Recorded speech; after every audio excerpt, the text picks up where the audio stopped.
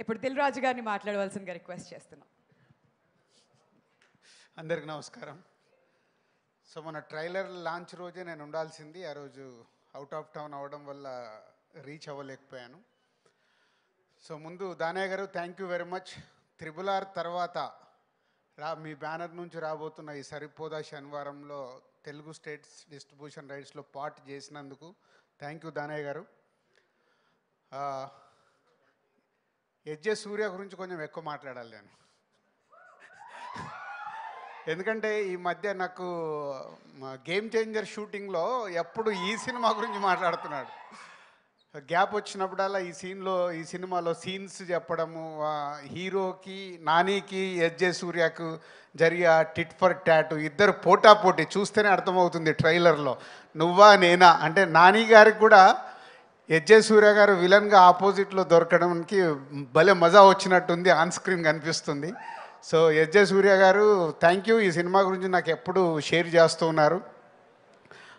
పోతే ఈ మధ్య ట్రైలర్ లాంచ్ అయినప్పుడు ఇందాక నేను చెప్పినట్టు ఆ రోజు బెంగళూరులో ఉన్నాను. అక్కడ ట్రైలర్ చూడగానే ముగ్గురికి ఫోన్ చేసేసా. ఒకటి దానయ్య గారికి థ్యాంక్స్ చెప్పడానికి, అండ్ నానికి కూడా అంతే చాలా బాగుందని చెప్పా. బట్ డైరెక్టర్ సర్ప్రైజ్ చేశాడు. ఈ ట్రైలర్ చూసినప్పుడు డైరెక్టర్తో ఎక్కువసేపు మాట్లాడాను, ఎందుకంటే ఆయన అంతకుముందు తీసిన సినిమాలు చూసాము, చాలా సాఫ్ట్గా పద్ధతిగా తీశాడు. ఈ సినిమాని తీసేశాడు. అంటే నాని గారికి ఒక ఎంసీఏ మేము చేసింది ఒక కమర్షియల్గా అప్పుడు పెద్ద హిట్, దాన్ని బీట్ చేసింది దసరా, మళ్ళీ దాన్ని బీట్ చేయబోతుంది సరిపోదా శనివారం అనేది కాన్ఫిడెంట్గా చెప్పొచ్చు.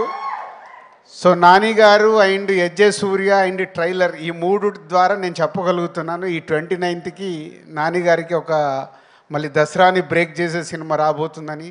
ఆల్ ది బెస్ట్ నాని గారు.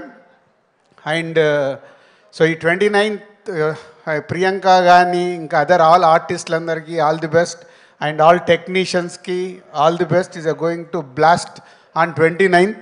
ఈ సినిమా మీకు హిట్ ఎంత అవసరమో మాకు సినిమా ఇండస్ట్రీకి కూడా అంతే అవసరం, కాబట్టి సినిమాని పెద్ద హిట్ కావాలని కోరుకుంటున్నాను. Thank you. రాజుగారు ఒక్క డైలాగ్ లాస్ట్లో అదిరిపోయింది కదా, అది మీ మాటల్లో పోతారు మొత్తం పోతారు, ఏదో ఒక్కసారి చెప్పండి మీ స్టైల్లో. పోతాయి కలెక్షన్స్ అన్ని రికార్డ్స్ బ్రద్దలు చేసేస్తాయి, దసరాను కొట్టేస్తాయి. అదే ఫ్యాంటాస్టిక్. పోతారు కాదు, మా కలెక్షన్స్ కావాలి. అది సో కలెక్షన్స్ విధంగా మిగతా రావాలి. All right. సో ఇంకా దాన్ని కొంచెం రెనోవేట్ చేసి చెప్పారనమాట. థ్యాంక్ యూ సో మచ్ రాజు గారు.